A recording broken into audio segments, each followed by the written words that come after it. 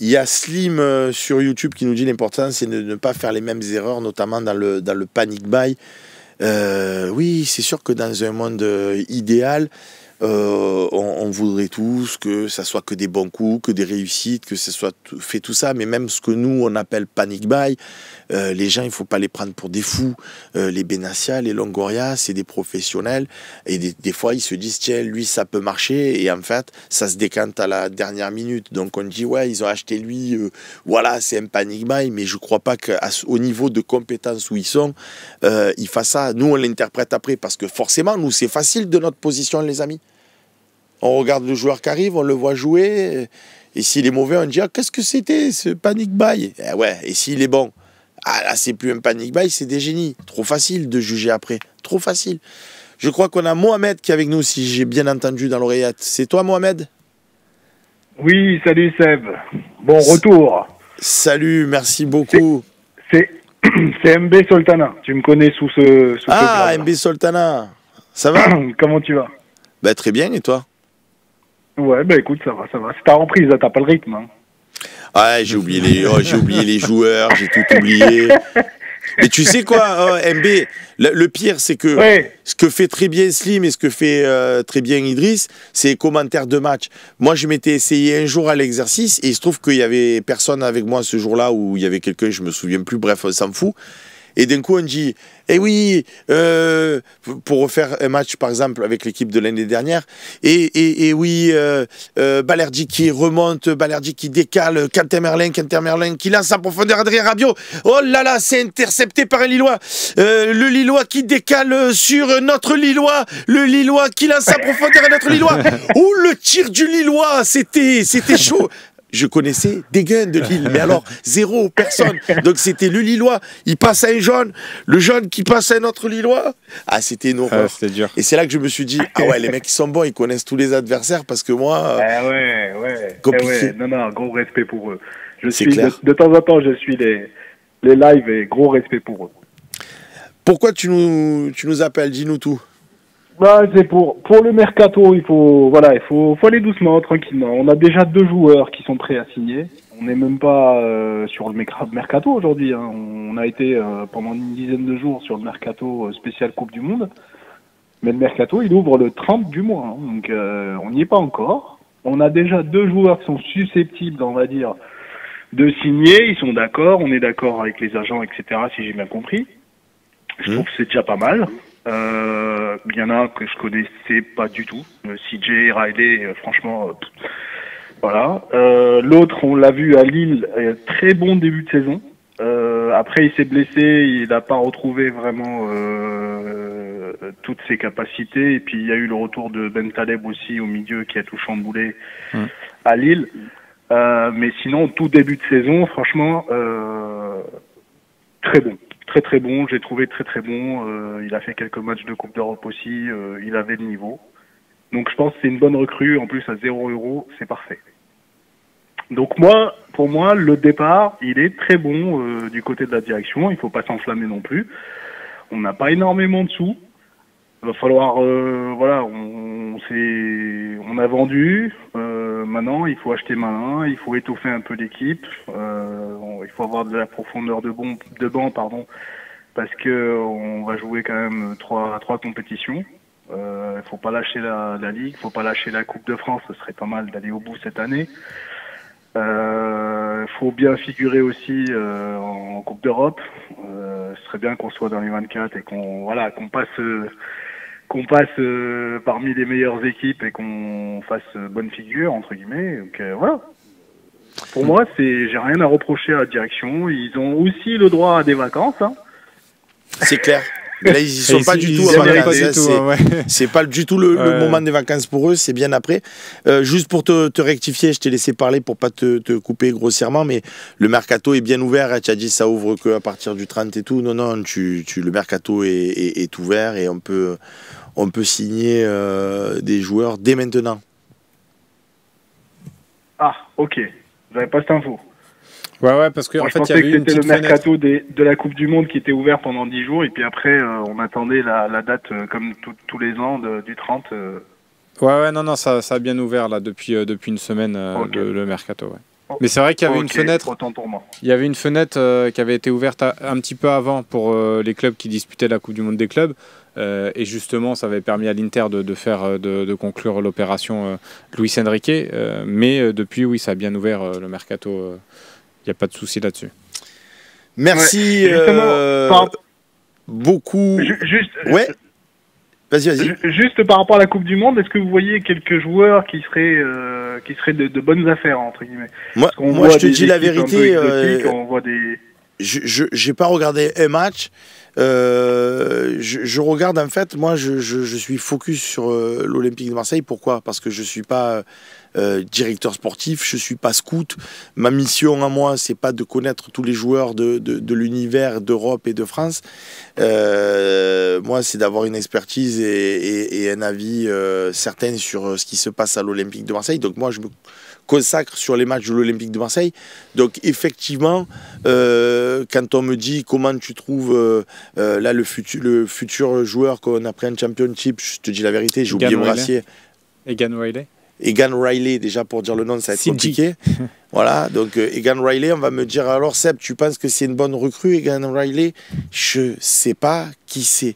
Je vais pas m'inventer une vie, je vais pas faire le mec qui a de l'expertise comme beaucoup de gens font sur les médias nationaux.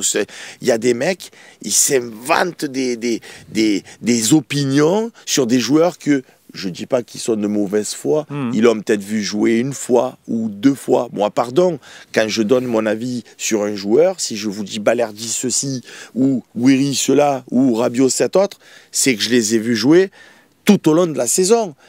Donc, un Bastien Cordolani qui regarde 370 matchs par an, me donne son avis sur des joueurs, je l'écoute avec attention, parce que lui regarde les autres joueurs comme moi je regarde les Olympiens. Il a une vraie compétence. Mais la plupart des gens, le CJ Riley, ils l'ont vu jouer 3 fois, et ils te disent « Ouais, c'est dur sur l'homme, ouais, c'est ceci ». Alors j'ai trouvé qu'il y avait des confrères, et on pourrait le faire aussi, qui ont appelé des supporters du club où il jouait pour leur dire comment vous l'avez trouvé. Et là, il y a des mecs qui l'ont vu jouer toute une saison. Après, il faut voir l'expertise, parce que si tu demandes à nos supporters, à nous, un avis sur Balerdi, il y en a qui vont te dire c'est une chèvre, il fait que des saucisses. Oui, il y en a d'autres qui vont donc...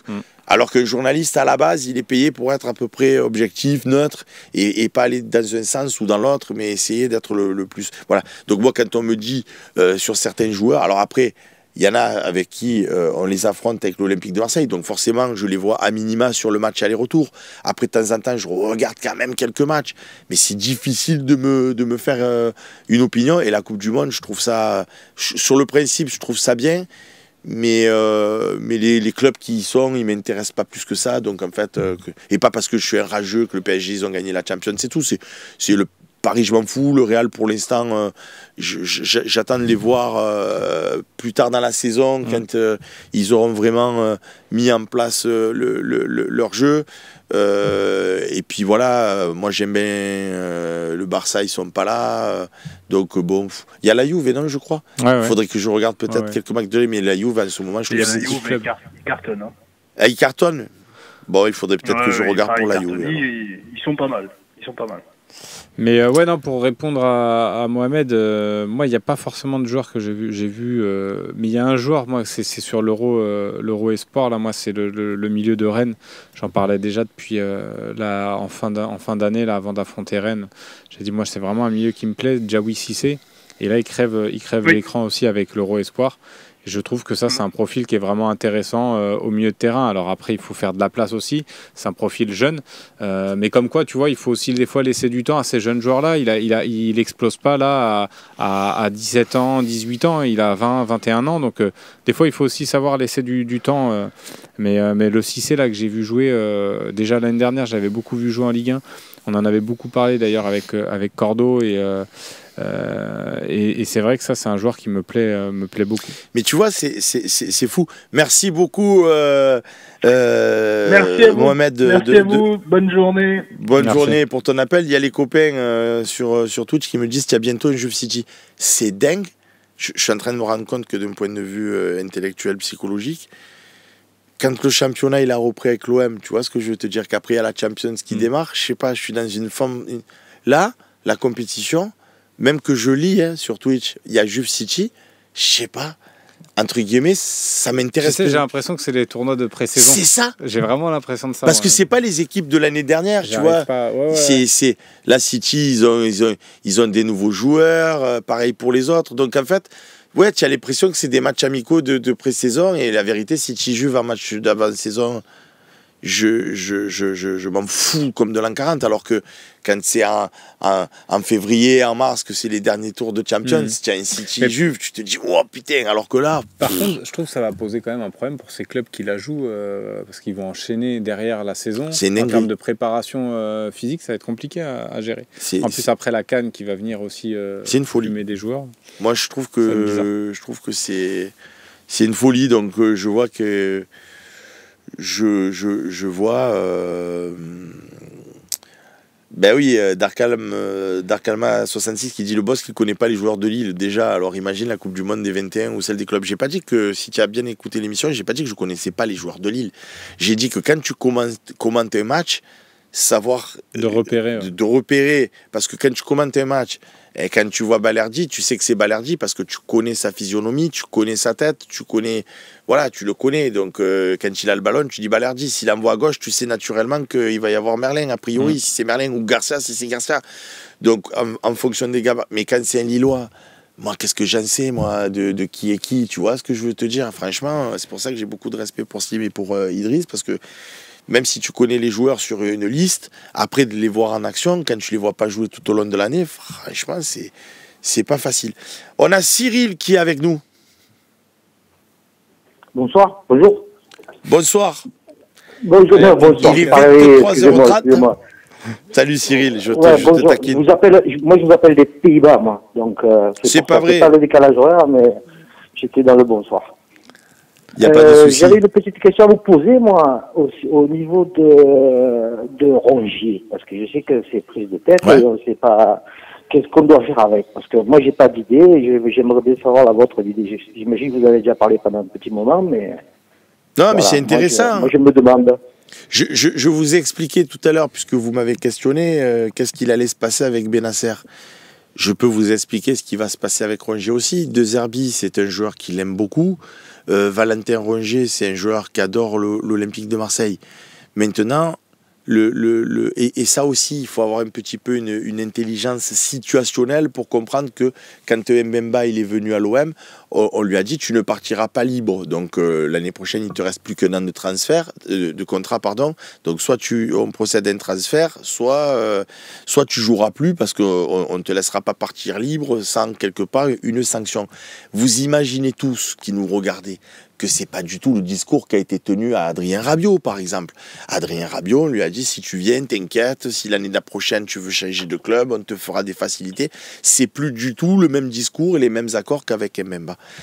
Valentin Rongier, lui, c'est plus un profil comme Mbemba, c'est-à-dire c'est pas la star à qui on fait des facilités et à qui on dit des choses pour le convaincre de venir à l'Olympique de Marseille.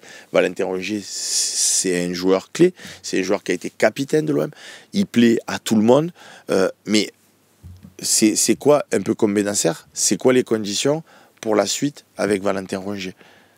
S'il re-signe pour 2 ans, 3 ans, dans les mêmes conditions qu'il a actuellement en termes de salaire, etc., les dirigeants sont enclins à le conserver parce qu'il plaît à De Zerbi, parce que c'est quelqu'un qui est précieux, parce que c'est un couteau suisse, il peut jouer à plusieurs postes, qu'il a une intelligence tactique, qu'il est très, très, très apprécié du vestiaire.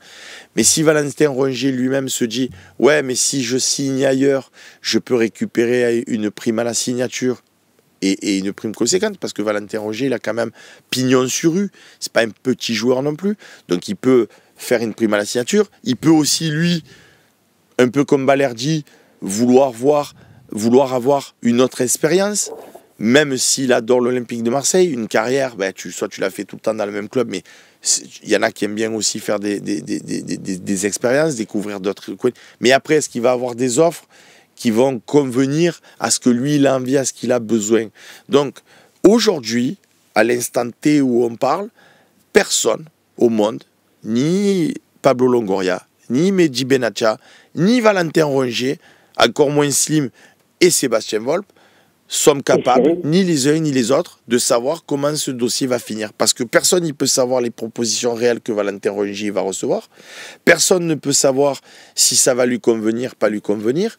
Donc, s'il n'a pas d'offre qui lui plaise et que du coup, il se dit, bon les gars, final, j'ai envie de continuer l'aventure avec l'Olympique de Marseille dans les mêmes conditions, donc je prolonge mon contrat aux conditions actuelles, eh ben, il continuera avec nous. Maintenant, s'il a des offres d'autres clubs qui sont attrayantes pour lui, eh ben, il y a des chances qu'il change d'air. Une chose est sûre, le club a aujourd'hui, je vous parle toujours, à aujourd'hui. Parce qu'à demain matin, ça peut changer, à après-demain, ça peut changer. Et puis entre ce que tu as comme information et la réalité, des fois, on peut aussi te prendre un peu pour une saucisse parce que ça intéresse tout le monde qu'en termes de communication, c'est ce qui soit dit au public. Mais d'après ce que moi j'en sais et les infos que je peux en avoir, c'est les dirigeants veulent le conserver aux mêmes conditions, ne sont pas opposés à son départ. Donc fort de tout ça, c'est le dernier jour du mercato au moment où ça se fermera les portes. S'il est toujours là, ben, il y a des chances qu'il continue avec une prolongation sans revalorisation aux mêmes conditions. Valentin n'est pas fermé à l'idée parce qu'il a envie aussi de jouer la Champions avec l'Olympique de Marseille dans ce stade bouillant et avec ses coéquipiers, que ce soit Rabiot, que ce soit Olbiag, que ce soit Benasser. Si le joueur continue lui aussi, je vous l'ai expliqué tout à l'heure, la problématique c'est multifactoriel. Il y a plein de paramètres, il y a plein de boutons. Donc aujourd'hui, voilà la donne. Est-ce qu'il va rester? J'en sais rien. Est-ce qu'il va partir? J'en sais rien. Quant à mon avis personnel, Sébastien Volpe, voilà, je m'en fiche des joueurs qui s'en vont. J'explique. Valentin Rongier, je l'aime de l'amour. Il est intelligent de fou. C'est un mec, il est super intelligent. C'est un amour. Voilà, c'est comme Paul Lopez, sauf que Paul Lopez, c'était un amour dans la vie, mais il était nul sur le terrain. Valentin Rongier, c'est un amour dans la vie. Et en plus, il est bon. Le truc, c'est qui vient à sa place. Si demain tu me dis on a transféré Valentin Rongier, ça sera une déception à titre personnel pour moi parce que j'aime beaucoup le joueur. Mais d'un autre côté, si tu me dis j'ai fait signer Gustavo, je te dis Gustavo pour vous donner un exemple et un nom de joueur qu'on a eu à l'Olympique de Marseille. Pardon Valentin, je t'aime d'amour, tu es intelligent, mais Gustavo, pour moi en tout cas, dans mon regard, c'est quand même autre chose. Si on me dit on perd Valentin Rongier, mais il y a Adrien Rabiot qui vient à sa place. Valentin Rongier, je t'aime d'amour, mais vraiment en plus, je dis même pas ça pour rigoler. Je l'adore ce joueur de fou, pour tout. Pour son amour de l'OM, pour son intelligence, parce qu'il fait jamais de bruit, parce que si tu le mets remplaçant, il te met pas le feu dans les vestiaires, parce qu'il est toujours disponible, parce qu'il est toujours bon, ou très très très souvent bon. Mais s'il vient Rabiot, bah, j'ai la faiblesse de penser que Rabiot, il est un peu plus fort que Valentin Rongier. Donc, même si c'est pas exactement le même poste, exactement au millimètre, mais c'est pour vous donner, en termes de statut et en termes de niveau de jeu, mon avis. Donc, moi, ce qui m'intéresse, c'est pas qui s'en va. Demain, tu me dis à Balerdi qui part. Il y en a beaucoup qui vont se dire « Ah non, putain, pas Balerdi, quoi. Ouah, c'est dur. » Mais si on te dit « Ouais, mais on a trouvé des accords avec Saliba. » Ben ouais, ben Balerdi, je l'adore. Mais si on me dit qu'il n'y a plus Balerdi à Saliba à la place, comment te dire? Léo, je t'adore d'amour, toi aussi, parce que lui aussi, c'est un joueur que j'aime d'amour. Mais si c'est pour récupérer Saliba, bon ben... Donc, c'est pas tant qui part, c'est qui vient. Moi, quand il est parti Didier Drogba, j'étais vénère, j'étais fou. Mais si à côté de ça, il était venu des joueurs, c'était trop fort, ben j'adore Didier Drogba. Mais alors, pour faire plus fort que Didier Drogba, c'est compliqué. Mais tu peux être plus étoffé. Tu es un petit peu moins fort, mais plus étoffé. C'est exactement ce qui s'est passé quand on a perdu Jean-Pierre Papin et qu'il est arrivé Rudy Voder et Alain Bokchik. C'est peut-être intrinsèquement voleur moins fort que Papin. C'est peut-être intrinsèquement moins fort Bokchik que Papin. Mais maintenant, quand tu as dans ton effectif et Bokchik et voleur à la place de Jean-Pierre Papin, ben, tu as déjà deux options. Les mecs avaient quand même un niveau certain, même s'ils sont moins talentueux, moins forts que Jean-Pierre. Donc, presque je préfère. Parce que je préfère avoir de très bons attaquants qu'un génie dont tu es dépendant. Donc voilà. Donc moi, ce qui m'intéresse, c'est ils vont faire venir qui si Valentin il s'en va. Si c'est aussi fort, voire plus fort, merci à Valentin pour tout ce qu'il nous a apporté. Bonne chance à lui. Et bye bye.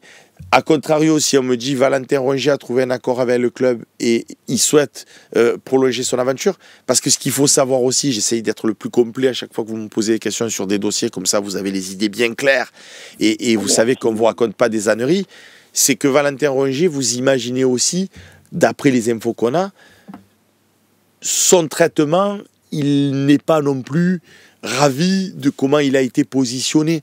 On ne lui a pas fait comprendre, Valentin, tu es un titulaire indiscutable, pour nous, tu es un monstre, on te veut absolument dans le 11 de départ, voire à minima dans la rotation. Ben, vous l'avez vu comme nous, il est arrivé Benasser, il a été mis sur le banc, même s'il était blessé, le match d'après, c'est pas lui qui a joué. Bon, voilà, il a compris que, plus ou moins, il n'était pas titulaire indiscutable et qu'il était dans la rotation. Donc, bon... alors qu'il a été capitaine de l'Olympique de Marseille. Donc ça le chagrine un peu aussi, et c'est ce qui le fait réfléchir à peut-être que je vais accepter des nouveaux challenges pour me projeter vers autre chose. Voilà, je pense que j'ai été à peu près complet sur ce dossier. Ouais. Slim, est-ce que tu as quelque chose Non, tu as été très complet. Tu as bien résumé le dossier. Que je me demande toujours...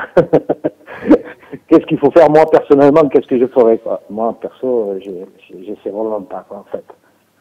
Non, Sinon, j'avais une autre petite demande aussi. Est-ce que vous avez des renseignements, parce que j'ai lu que, justement, par le Fossé, ils allaient faire un stage aux Pays-Bas, et s'il y a moyen que je puisse aller le voir avec ma fille, aller les voir.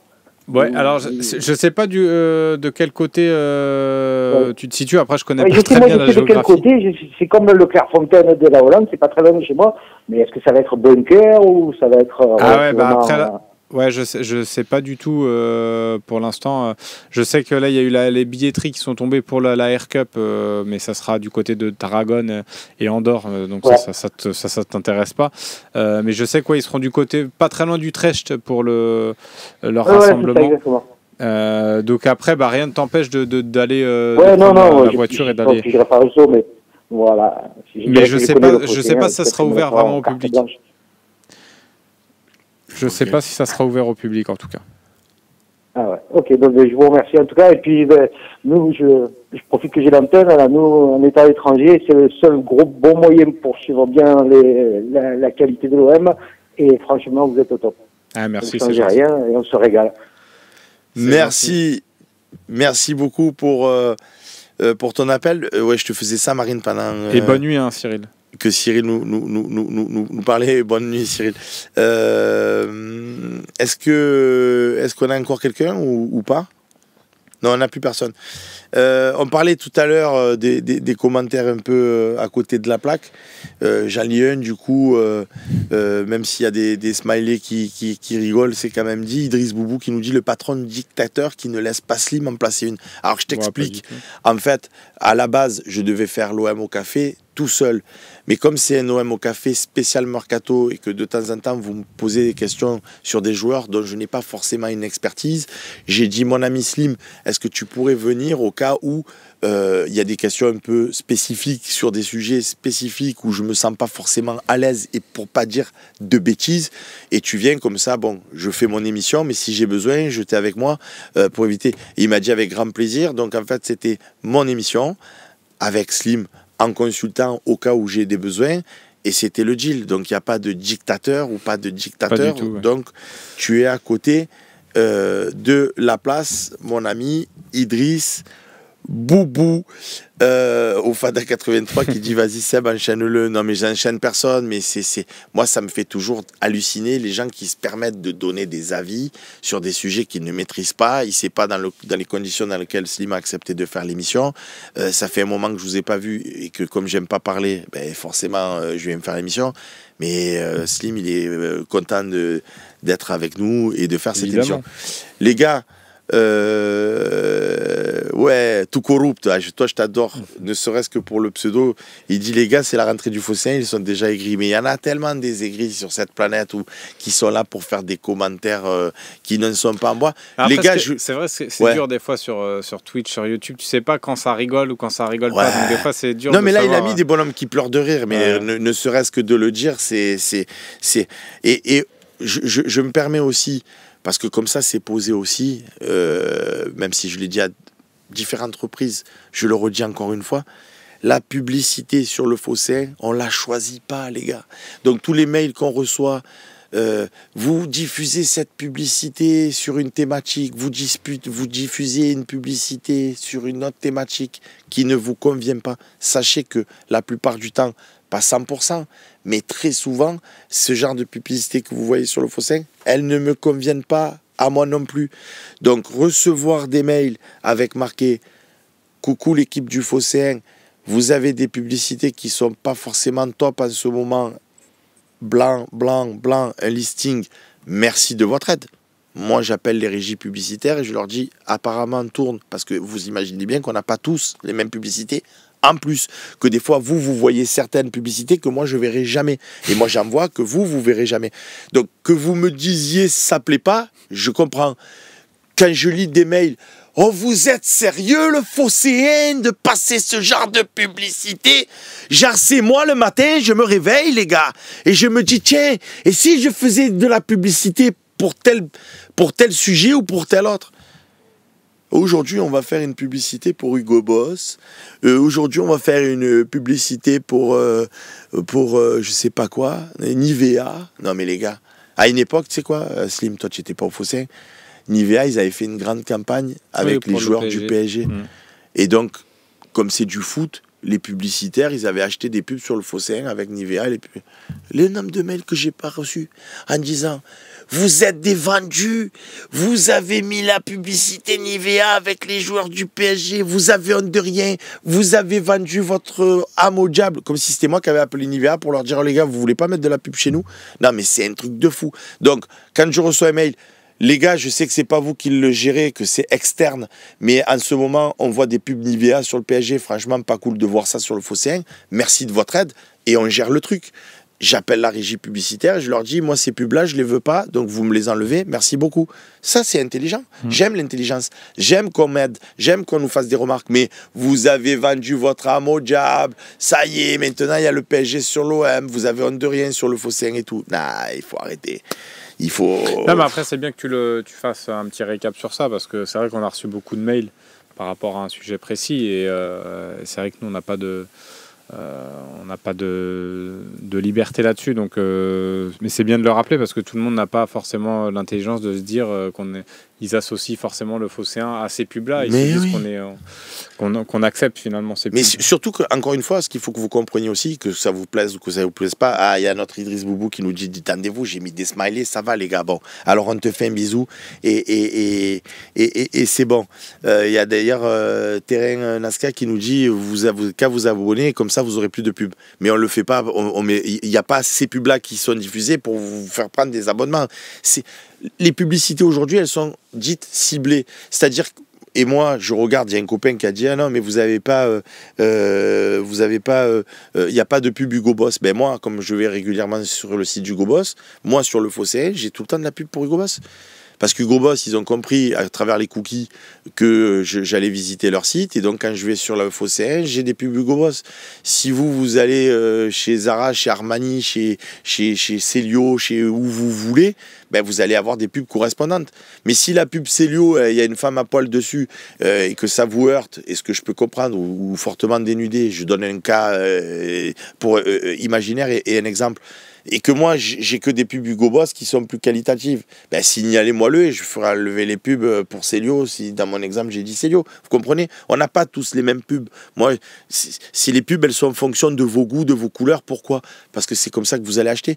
Si on vous présente des pubs pour des trucs que vous achèterez jamais, la pub, elle a servi à rien. Donc après, on est content de ce fonctionnement ou pas, ça c'est encore d'autres débats philosophiques. Mais en tout cas, ça marche comme ça. Donc nous, non seulement on ne sait pas ce que vous voyez comme pub, on n'a pas les mêmes que vous, et c'est pas nous qui les gérons. Nous, on fait déjà les articles, on fait déjà les émissions, on fait déjà beaucoup de choses. On ne fait pas en plus la gestion de la pub, les amis. Sinon, ça ne sortirait plus. Donc écrivez-nous quand vous n'êtes pas content, mais arrêtez de dire vous avez vendu votre âme au diable. Franchement, vous êtes sérieux. Franchement, c'est une honte. Et les gars, c'est une honte, comme si on validait ça. Enfin, bref.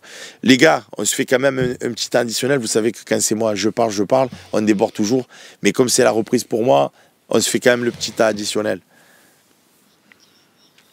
Donc, il faut que je dise au revoir, comme ça, Marine, elle coupe l'émission et on se retrouve. Alors oui, vous le savez, là, si vous êtes sur Twitch, les amis, et que vous n'êtes pas sur MyPhocéen, comme Tonton, comme Ciaodom, etc., Doucat, etc., vous venez sur le MyPhocéen.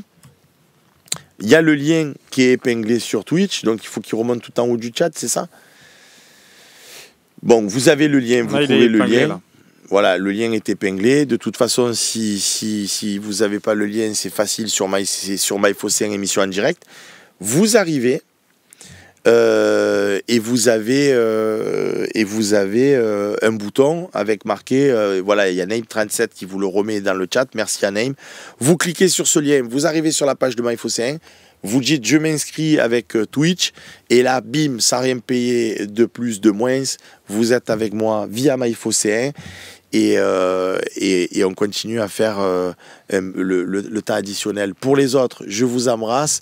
Je vous retrouve dans quelques secondes. Il n'y a plus rien à couper, juste de patienter un petit peu.